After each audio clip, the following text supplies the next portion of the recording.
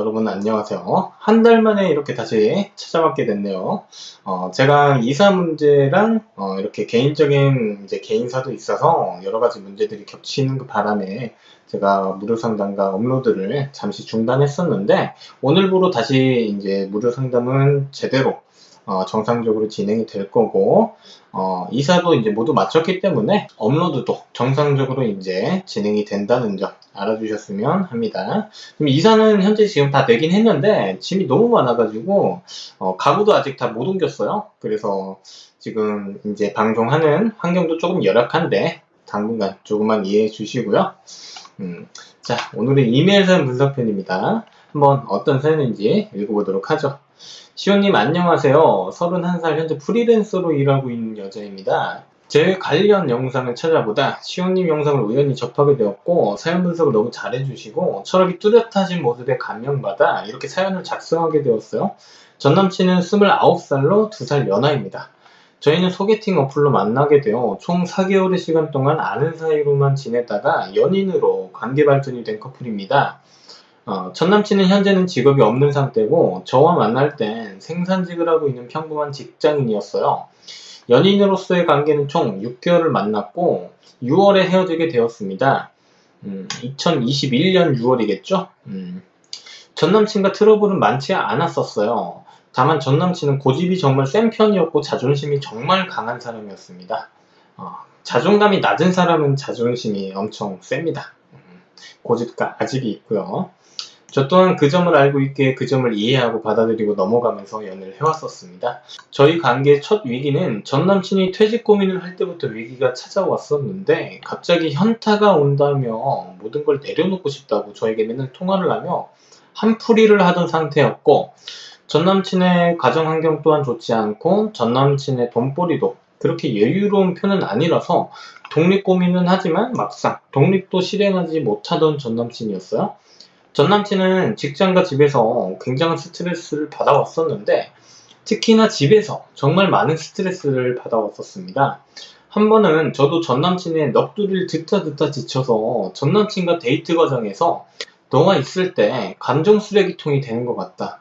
내가 남자친구랑 있는데 너무 외롭다 라고 얘기를 한 적이 있는데 전 남친이 그 얘기를 듣더니 정말 깜짝 놀라더라고요. 제가 그렇게 생각할 줄 몰랐다면서요. 전 남친의 아버지는 정말 고지식하고 엄격하고 융통성이 없는 분이고 어머니를 맨날 외롭게 만드셨고 어머니가 너무 힘들었다고 전 남친이 항상 그렇게 말해왔었고 아버지 같은 사람이 자신은 되기 싫었었는데 자신이 저에게 똑같이 행동한 것 같다며 정말 충격을 받은 모습이었어요. 예전에 첫 만남 때부터 전 남친은 아버지와 정말 사이가 안 좋다고 누누이 얘기를 했었고 독립하고 싶다고 얘기하던 사람이라 그런지 자신도 아버지의 모습과 똑같다고 생각하고 난 뒤로 충격을 받은 것 같더라고요. 그날 데이트를 하던 중 전 남친은 계속해서 표정이 좋지 않았고 조금만 시간을 달라고 저에게 얘기를 하고 그날 만남은 헤어졌었습니다. 하지만 전 너무 불안한 마음에 전 남친에게 계속해서 너무 자책하지 말라고 얘기를 했고 전 남친은 계속 시간을 달라고 얘기를 하다가 됐다라고 하더니 헤어지자고 하더라고요. 너무 갑작스러워서 실감도 나지 않았었습니다. 전 남친은 저에게 더 이상 연인으로서의 행동을 할 수가 없을 것 같고 저에게 들은 말이 너무 자신에겐 큰 충격이라 시간이 길게 필요할 것 같다고 얘기를 했습니다. 그렇게 전 이틀간 장문의 메시지와 전화로 매달렸지만 거절을 당했고 차단을 당했습니다. 그렇게 시간이 3주 정도 흐른 시점에 전 남친에게 연락이 왔었는데 잘 지내냐는 문자였고 서로 어느 정도 상황 안부 연락을 주고받다가 갑자기 전 남친이 자신의 도움이 필요하면 언제든 말하라고 그리고 저를 정말 사랑하고 있지만 다시 만나는 것은 아닌 것 같다고 얘기를 하더라고요. 저는 딱히 재회의 의사도 밝힌 적이 없기에 조금 많이 당황스러웠습니다.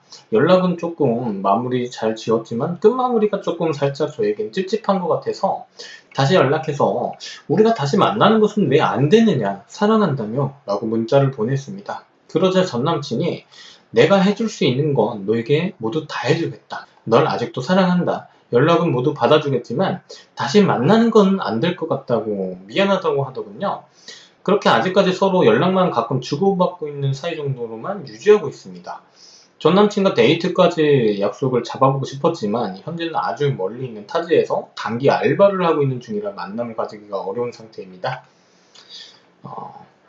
그리고 질문사항이 전 남친이 계속해서 저에게 사랑한다며 만나고 싶진 않다 라며 뚱딴지 같은 소리를 하면서 여지를 주는 심리가 궁금합니다 라고 질문을 적어주셨는데, 자, 전 남친이 여지를 주는 심리가 궁금하다. 자, 일단 간단하게 답변만 말씀드리면 여지를 주는 게 아닙니다.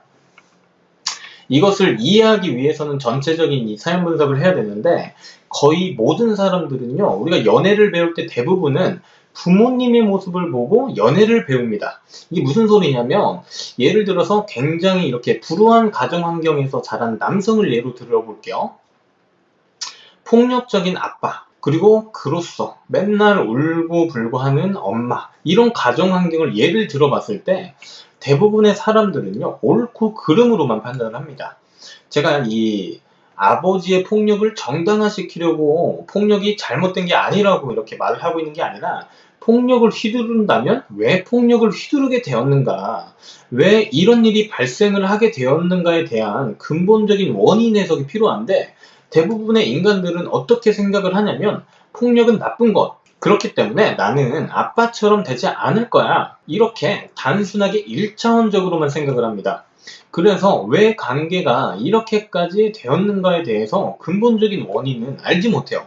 사실 가장 중요한 건 이 원인 분석인데, 우리가 자라오면서 당연히 성숙하지 못한 것도 있고, 이 통찰력이라는 것이 발달해 있지 않기 때문에, 그리고 통찰력이라는 것도 그냥 생기는 것도 아니고요. 그렇기 때문에 대부분의 사람들은 이렇게 되지 않아야지, 저건 나쁜 거야, 저건 원래 저 사람은 원래 저런 성향의 사람이야 라고 단순하게만 생각해 버립니다.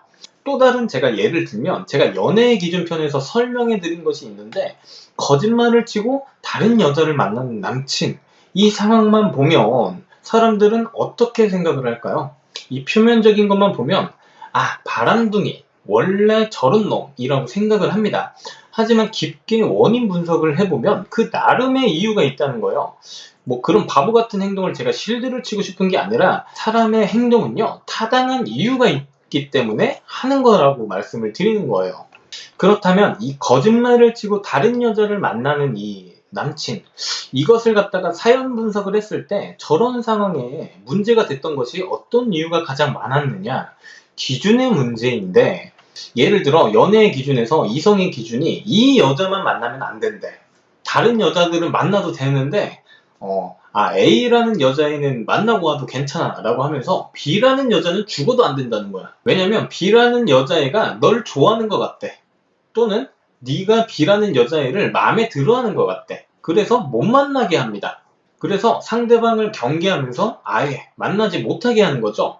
또는 기준이 잘못돼서 아예 이성을 못 만나게 한다거나, 이런 기준을 잡고 연애를 하게 된다면 맨 처음엔 상대방들도 초반에 뭔가 납득을 하고 뭔가 맞춰주는 듯이 보이다가 점점 관계가 안정화되면서 불만이라는 게 생기기 시작합니다. 나도 사회생활을 해야 되는데, 나 얘한테 예전에 이 B라는 애한테 마음이 있었지만 지금은 없는데? 라면서 각자 본인 나름대로 못 만나게 하는 사람들을 자신이 만날 합당한 이유를 찾기 시작해요. 맨 처음에는 이런 이유를 대면서 여자친구에게 허락도 받아보다가 결국 어떻게 돼요? 싸우게 됩니다. 그럼 어떻게 됩니까? 거짓말을 치고 몰래 만나게 되는 거예요. 왜? 또 싸우니까요. 싸우면 스트레스 받으니까. 내 여친이 이런 행동을 알게 되면 헤어지려고 할 테니까, 하지만 난 헤어지고 싶지 않으니까 거짓말을 치는 거죠. 그럼 결국 근본적인 원인은 이 기준의 문제였는데, 대부분의 사람들은 그 사람이 거짓말을 친 것에 포커스를 맞추거나 나 몰래 만났다는 것에 포커스를 맞추기 때문에 싸우게 됩니다. 그냥 잘못된 거라고만 생각하죠. 잘못된 건 맞죠. 그런데 정작 관계를 위해서 중요한 건 거짓말을 친 게 문제가 아니라, 거짓말을 치게 된 상황이 무엇인가에 대해서 포커스를 맞춰야 돼요.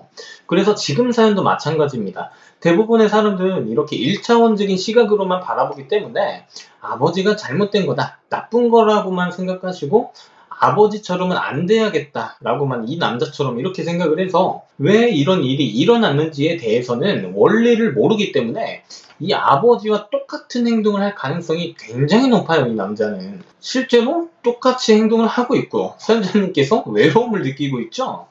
그래서 이 남자가 충격을 받은 겁니다. 이 남자의 현재 자존감은요, 바닥입니다. 바닥을 뚫고 이 지하 세계까지 내려갔다고 봐도 무방합니다. 본인 자신을 완전히 부정하는 상태예요. 그래서 사연자님에게 지금 잘해주고 있는 것은요, 여지를 주는 게 절대로 아닙니다. 아버지와 같은 사람이 되고 싶지 않아서 자신의 죄책감 때문에 하는 행동일 뿐입니다. 이어서 바로 질문에 재회가 가능할까요? 라는 질문인데 사실 이 사연은 재회가 조금 힘듭니다. 제가 패러다임은 항상 재회가 힘들다 라고 말씀드리는데 이 문제 또한 거의 개선점이 없다고 보시면 됩니다. 자존감이 정말 낮은 사람들은요, 고집과 아집이 세고 자존심이 굉장히 센 경우가 많아요. 자기 스스로도 깨닫지 못하는 경우가 많습니다.